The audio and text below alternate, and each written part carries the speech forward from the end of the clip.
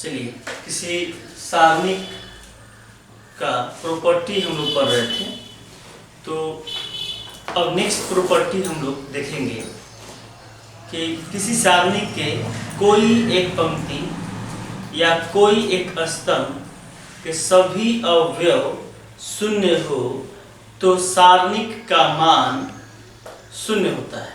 देखिए जैसे एग्जांपल्स देखिए, ऐसे 5 7 8 0 0 0 1 2 3, इसका मान क्या होगा? इसका मान 0 होगा। क्यों 0 होगा? क्योंकि R2 के सभी अवयव 0 है। तो कोई एक पंक्ति या कोई एक स्तंभ के सभी मान 0 हो तो उसके डिटरमिनेंट के मान भी 0 होंगे। देखिए ये पंक्ति है R2 और R2 के सभी अवयव 0 है, तो इसका मान क्या होगा? 0। दूसरा एग्जाम्पल देखिए, 4 7 9 8 2 1 0 0 0, इसका विस्तार क्या होगा?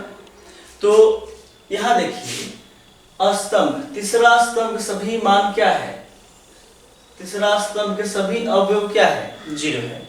तो किसी एक पंक्ति या किसी एक स्तंभ के सभी अवयव शून्य हो तो उनके विस्तार भी क्या हो जाते हैं? 0 हो जाते हैं।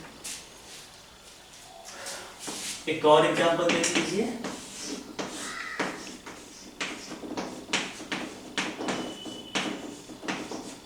इसका भी मान क्या हो जाएगा? 0, क्योंकि यहाँ R1 के सभी अवयव 0 है। तो मैंने इसी को लिखा प्रॉपर्टी, किसी डिटरमिनेंट का मान शून्य होगा। कब होगा? जब किसी पंक्ति या स्तंभ के सभी अवयव शून्य हो। तो यहाँ R2 है, R2 के सभी अवयव शून्य है, तो इसका मान क्या हो गया? शून्य हो गया। यह लिखने की आवश्यकता नहीं है, आप देख के समझ सकते हैं कि R2 का मान के R2 के सभी अवयव शून्य है तो मान शून्य होगा। लिखे हैं क्योंकि आप इसको समझ सके, इसको लिखने की आवश्यकता नहीं है। मैं यहां भी लिख देता हूं, C3 के सभी अवयव शून्य है। यहाँ R1 के सभी अवयव शून्य है। ठीक है। दूसरा प्रॉपर्टी देखिए कि किसी दो पंक्ति या दो स्तंभ का अनुपात बराबर हो तो उसका मान शून्य होता है। देखिए 4 9 5,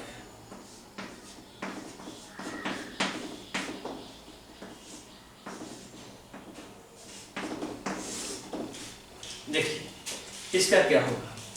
तो यहाँ देखिए R1 और R1 और R2 के अनुपात देखिए, 4 और 12 का अनुपात 1:3, 9 और 27 का अनुपात 1:3, 5 और 15 का अनुपात 1:3। तो यहाँ इसका मान मैं डायरेक्ट 0 कर सकता हूँ। क्यों? क्योंकि R1 और R2 का अनुपात बराबर है। R1 और R2 का अनुपात बराबर है। देखिए 4 और 12 का अनुपात 1:3 हो गया, 9 और 27 का अनुपात 1:3 है, 5 और 15 का अनुपात 1/3।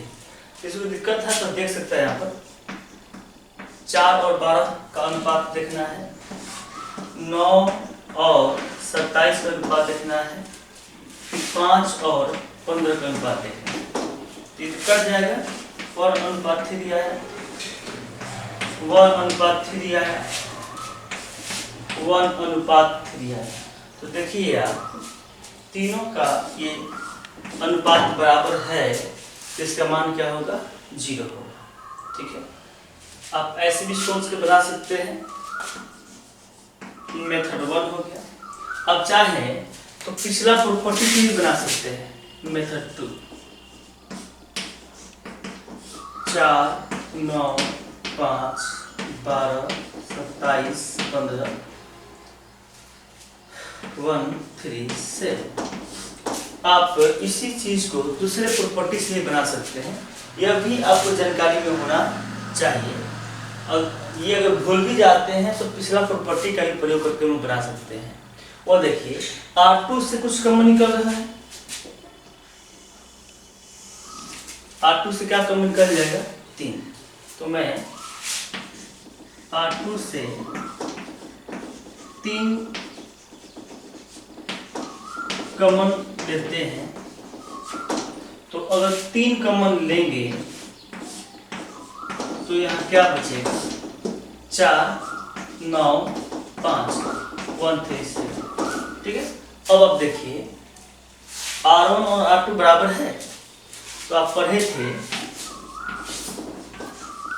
थे कि कोई दो पंक्ति या कोई दो स्तंभ बराबर हो तो उसके मान 0 होते हैं।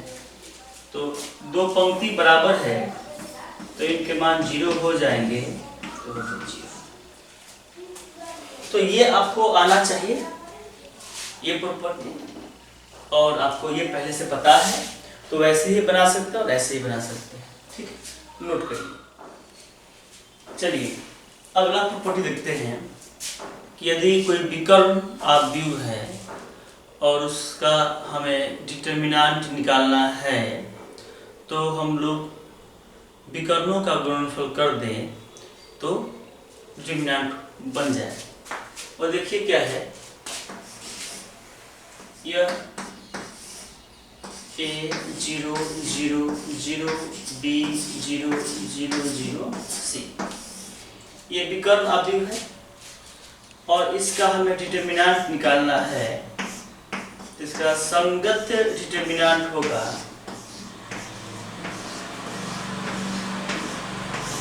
तो इसका डिटर्मिनेंट सीधा हो गया विकर्णों का गुणनफल A B C। ये है सिर्फ विकर्णों का गुणनफल। एग्जाम्पल का एक है, अगला एग्जाम्पल देखिए। अगर 4 0 0 0 -2 0 0 0 3 इसका डिटर्मिनेंट निकालना है, तो डिटर्मिनेंट के लिए सबसे पहले मैट्रिक्स को हम डिटर्मिनेंट के फॉर्म में लिख लेते हैं।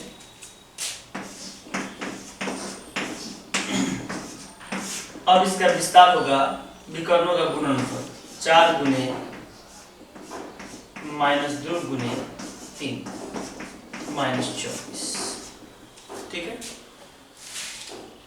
ये एक प्रॉपर्टी हो गया। अगला प्रॉपर्टी क्या है कि A और B समान कोटि के दो वर्ग आव्यूह है, तो उनका हम गुणनफल का डिटर्मिनेंट निकालें या अलग अलग डिटर्मिनेंट निकाल के गुना करें, दोनों बराबर होगा।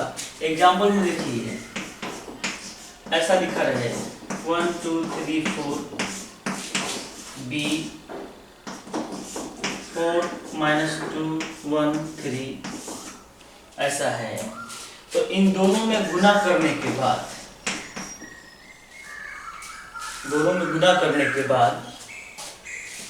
ऐसे गुना कर लीजिए 4 -2 1 3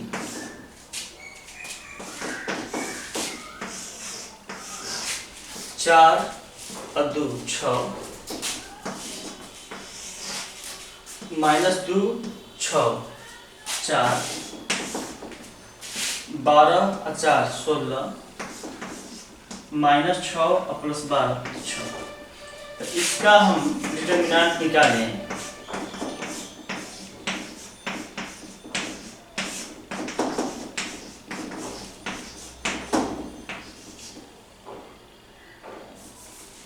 -34 -36 कीजिए कितना हो जाएगा, 8 हो जाएगा, 8 28, ठीक है, -28, ठीक है। हम चाहें तो अलग अलग डिटरमिनेंट निकाल के भी गुना कर देता ही आएगा। डिटरमिनेंट ऑफ ए कितना हो जाएगा बोलिए, 4 - 6 -2। Determinant of B 12 -2 14। और हम इस दोनों को गुना करते हैं, determinant A into determinant of B, तो -2 × 14 -28। तो हम ये कहना चाहते हैं आपको कि दोनों मैट्रिक्स के गुणनफल करने के बाद आप डिटरमिनेंट निकालें। तो इससे बेटर है कि अलग अलग डिटरमिनेंट निकाल के गुना करते हैं, ठीक है। चलिए नोट करिए। देखिए यह प्रॉपर्टी जो है बहुत इंपॉर्टेंट है, इस प्रॉपर्टी को ध्यान से समझिए। इस प्रॉपर्टी का उपयोग बहुत ज़्यादा है, बहुत अधिक है इसका प्रयोग। तो देखिए यहाँ पर कि कोई पंक्ति की बात करें या कोई स्तंभ की बात करें,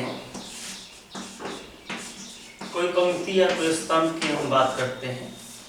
अगर आपको कोई पंक्ति या स्तंभ चेंज करना है, बदलना है, तो अन्य पंक्ति या स्तंभ में किसी संख्या से गुना करके उसमें जोड़ा या घटाया जा सकता है। इसको आप देखिए, जैसे मान लीजिए कि आप चाहते हैं कि R1 चेंज करें,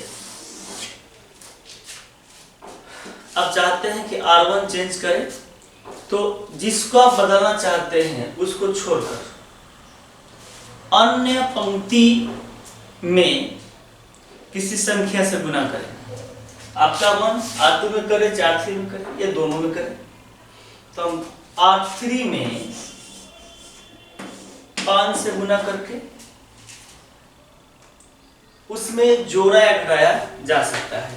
तो कहने का मतलब यह है कि जिसे आप बदलना चाहते हैं उसको छोड़कर अन्य पंक्ति या अन्य पंक्ति में की संख्या से गुना करके उसमें किसमें इसको बदल उसी में जोड़ा या घटाया जा सकता है। आप इसे जोड़ सकते हैं या घटा सकते हैं। तो मैं घटा देता हूं, देखिए क्या। चलिए R3 में कितना से गुना करना है, 5 से, तो 5 से गुना करिए। 0 में 5 से गुना होगा 0, माइनस किस में करना है, R1 से, तो 1 - 0 1। चलिए इसे 5 से गुना करिए, 10 -10 घटाना किससे है, R1 से, तो घटाना 2 में से है, घटाना है 2 में से -10 कितना हो गया, 12। 5 से गुना होगा कितना हो गया, 5। घटाना है 3 से -2 4 5 6 0 -2 1, ठीक है। तो ध्यान देने वाली बात यह है कि जिसको आप बदल रहे हो उसमें गुना नहीं होना चाहिए।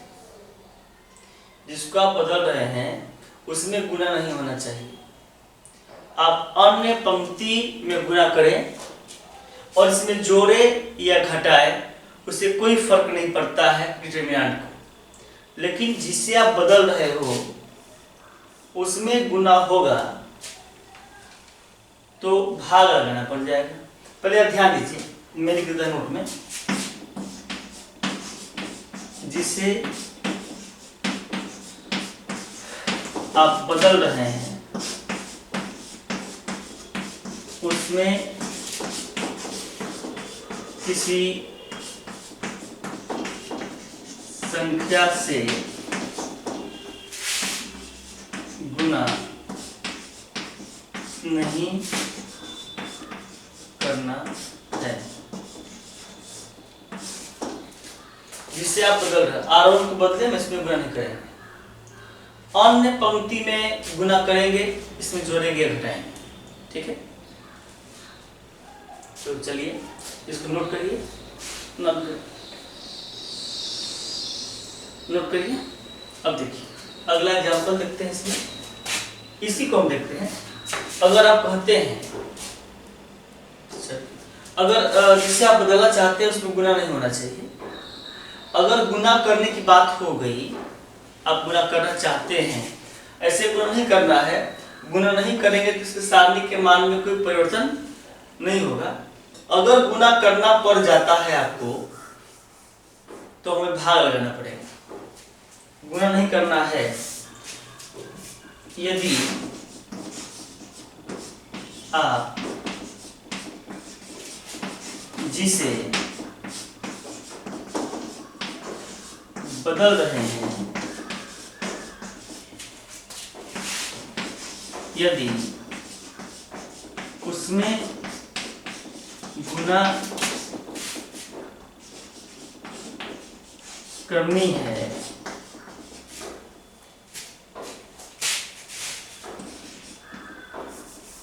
गुना करनी है या करना चाहते हैं,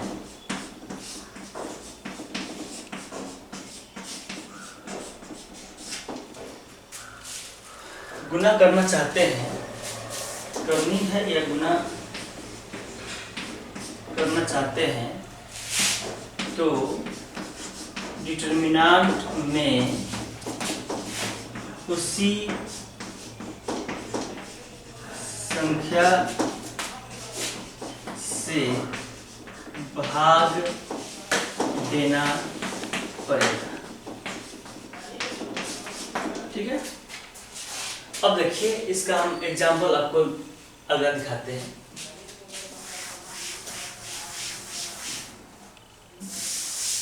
चलिए, अब चाहते हैं कि R1 को चेंज करें, इसी को भी चेंज कर सकते हैं। मैं R1 से ही आपको समझा रहा हूं कि हम R2 में 3 से गुना करके R1 में जोड़ देते हैं, तो इसमें कोई टेंशन नहीं है, क्योंकि जिससे आप बदल रहे हैं उसमें गुना नहीं होना चाहिए। अन्य पंक्ति में किसी संख्या से गुना हो और उसमें जोड़ दो घटा दो, कोई अंतर नहीं पड़ता है। हाँ, इसमें गुना हो जाए, इसमें गुना नहीं होना चाहिए। यदि आपको इसमें गुना करना पड़ जाए, मान लीजिए 2 से गुना करना पड़ गया, ऐसा सिचुएशन आ गया, ऐसी परिस्थिति आ गई कि जिससे आप बदलना चाहते हैं और उसी में गुना करना पड़ जाए, तो हम क्या करेंगे? तो क्या करेंगे, जिसको आप बदल रहे हो उसमें गुना नहीं हो तो बेस्ट है। अगर उसमें गुना अगर है तो उस संख्या से डिटरमिनेंट में भाग लगाना पड़ेगा। उस संख्या से डिटरमिनेंट में भाग लगाना पड़ेगा। चलिए गुना कीजिए। इसमें 2 से गुना करना है, कितना हो गया? 1 × 2 2। इसमें कितना से गुना करना है? 3 से। 4 3 12। इसमें 2 से गुना करना है तो कितना हो गया? 4। इसमें 3 से करना है, 5 3 15 और 19। इसमें करना है 2 से 6 36 18 24। 4 5 6 0 -2 1। ठीक है, तो इसमें आप 1 लाख से गुना कर लीजिए, कोई अंतर नहीं पड़ता है। जिससे आप चेंज करेंगे, अगर उसमें गुना हो रहा हो तो उससे भाग देना होगा, इससे कोई मतलब नहीं।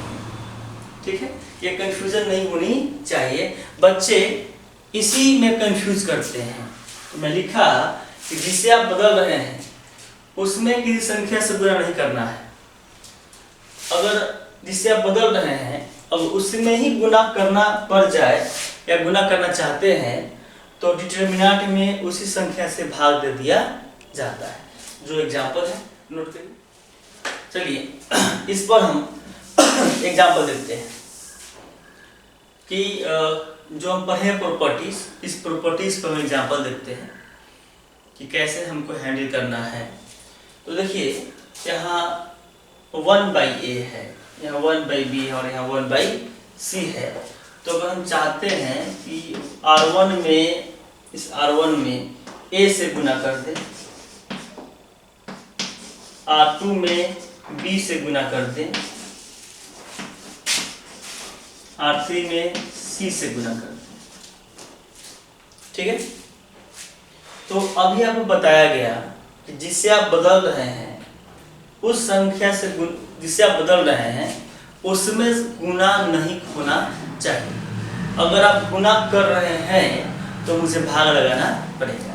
चलिए मैं R1 को बदल रहा हूं और R1 में ही गुना कर रहा हूं, तो मुझे उसमें भाग लगाना पड़ेगा।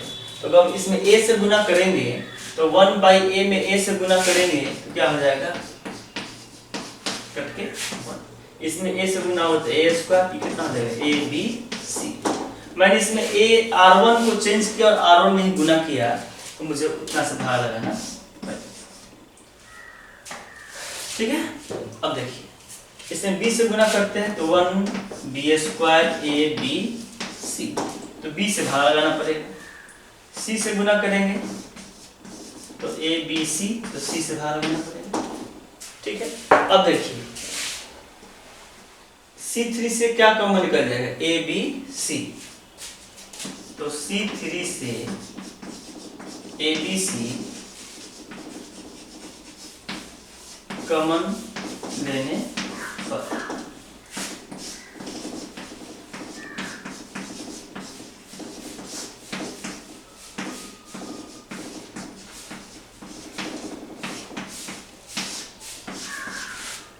यह देखिए C1 और C2 बराबर है। तो मैंने प्रॉपर्टी पढ़ा है कि कोई दो पंक्ति या कोई दो स्तंभ बराबर हो उसका मान 0 होता है। तो देखिए आप इसको हम लोग प्रॉपर्टी के हेल्प से सॉल्व करिए। तो प्रॉपर्टीज आपको, सभी प्रॉपर्टीज आपको दिमागों में होना चाहिए, तो सवाल बढ़ना आसान है। मैं इस एग्जाम्पल किसे दिया कि जिससे आप बदल रहे हो उसमें गुना नहीं हो, अन्य पंक्ति में गुना हो, कोई ऐतराज नहीं है। लेकिन जिससे आप बदल रहे हो और उसमें गुना हो तो मुझे उससे भाग लगाना पड़ेगा। मैं R1 को बदल रहा हूँ और R1 में गुना कर रहा हूँ, तो उतना से भाग लगाना पड़ेगा। फिर R2 में b से गुना किया तो b से भाग लगाया, c से गुना किया तो c से भाग लगाया। इस चीज को समझाने के लिए एग्जाम्पल दिया गया, नोट करिए। चलिए ये नेक्स्ट प्रॉपर्टीज कि अगर कोई डिटरमिनेंट के कोई एक पंक्ति दो या दो से अधिक संख्याओं का योग या अंतर हो, तो हम दो सारणिक में जोड़ और घटाव में व्यक्त कर सकते हैं। देखिए A1 alpha 1 B1 C1, A2 alpha 2 B2 C2, A3 alpha 3 B3 C3। अब गौर करिए कि यहाँ C1 के जो स्तंभ हैं ये दो अवयव जोड़ के रूप में है। तो कोई पंक्ति या स्तंभ के सभी अवयव जोड़ के रूप में हो, उसे अलग अलग सारणिक के रूप में लिखा जा सकता है। तो मैं इसे चाहूँ तो A1 B1 C1 से एक सारणिक बन जाएगा। चिन्ह प्लस है तो प्लस रखेंगे, फिर अल्फा 1 B1 C1 से बनेगा, ठीक है। A1 B1 C1 A1 से बन जाएगा एक सारणिक, प्लस है तो एक अल्फा 1 से बन जाएगा। अल्फा 1 B1 C1 प्लस है तो ठीक है प्लस, अगर माइनस हो तो माइनस भी हो सकता है। तो जो चिन्ह हो उसका हम लगा सकते हैं प्लस या माइनस। चलिए तो यहाँ A2 B2 C2 A3 B3 C3, यहाँ अल्फा से देखिए alpha 1 B1 C1, alpha 2 B2 C2, फिर अल्फा 3 से अल्फा 3 B3 C। इस प्रॉपर्टी को आप ध्यान से समझिएगा, इसको लिखिएगा, फिर देखिएगा, इसको आपको समझना है। प्रॉपर्टीज आपको समझ में आ गया तो सारणिक बनाना बहुत आसान है। तो आप देख सकते हैं कि कोई पंक्ति या कोई स्तंभ के अवयव जोड़ या घटाव के रूप में हो तो उसे दो डिटरमिनेंट में हम बदल सकते हैं, प्लस या माइनस, जो चिन्ह हो उसके साथ। यहाँ देखिए दूसरा एग्जाम्पल देखिए, ये एग्जाम्पल आप ध्यान से दीजिएगा। यहाँ देखिए दो पंक्तियों में, दो स्तंभों में जोड़ के फॉर्म में है। इसे हम कैसे लिख सकते हैं अलग अलग? तो देखिएगा, हम एक बार इसको भूल जाते हैं, एक बार हम ए से लिखते हैं। हम इसको एक बार देखेंगे एक से, पहला ऐसे, इसको ऐसे देखेंगे, A1 A2 A3 से काम करेंगे और फिर B1 B2 B3 से काम करेंगे। ठीक है, तो आप चलिए इससे अभी आप ध्यान मतलब नहीं रखें, समझने के लिए हम आपको ऐसे इसको हटा दें, मन में रखिए। इसको आप और देखिए, पहले आप इसको देखिए, इसको देखिए, A वाले, चलिए A1 A2 A3, ठीक है। हम लोग पहला इसको लेकर चलते हैं, A1 A2 A3, ठीक है। उसके बाद देखिए ये दो जोड़ के रूप में है, इसको अलग अलग कर देते हैं, C1 E1 प्लस एक C1 से हो गया, फिर एक बनेगा D1 से, A1 D1 E1, ठीक है। चलिए तो हो जाएगा A2 C2 E2 C3 E3।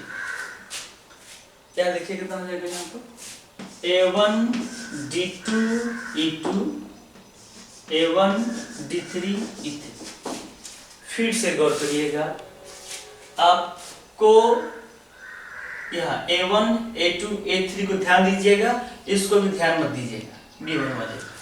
जैसे आप इसको ध्यान दीजिएगा तो अब आप इसको देखिएगा, ये दो जोड़ के रूप में है, तो इसको दो पार्ट में दीजिए।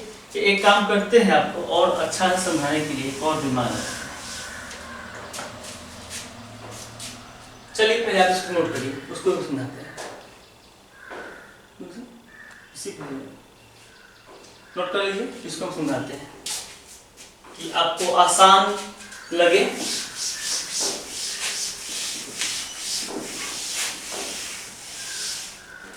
देखिए इसको मैं तोड़ता हूं, पहले इसको गौर करिए आप, इसको लिखता हूं मैं A1 C1 D1 E1। पहले मैं इसको ब्रेक करता हूं, इसको मैं अभी 1 एलिमेंट मान के चलूंगा, इसे हम लोग 1 एलिमेंट्स मान के चलेंगे, सॉरी इसे हम एक पद मान के चलते बनाते हैं। इसे देखिए A1 C1, अब देखिए plus B1 C1 D1 E1 B2 C2 D2 E2।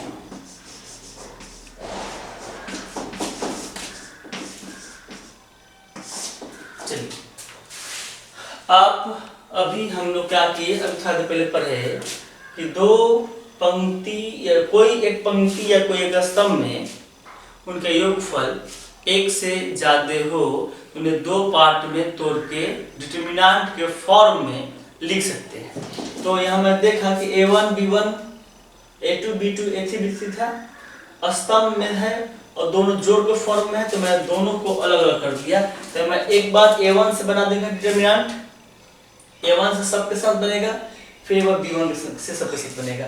तो मैंने A1 से बनाया A1 C1 E1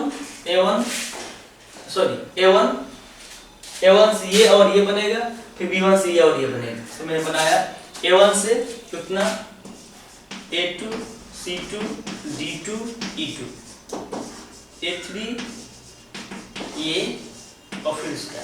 देखिए अब मिलाइए, मैंने A1 का A1 से इन दोनों के साथ लिखा, एक बार B1 से मैंने दोनों के साथ लिखा। ओके, अब चलिए इस भी अब दो पार्ट में हो जाएगा, क्योंकि अभी तो जोड़ के फॉर्म में है, तो एक बार C1 से हो जाएगा, एक बार D1 से हो जाएगा। इसको लिखेंगे A1 C1 E1 plus A1 D1 E।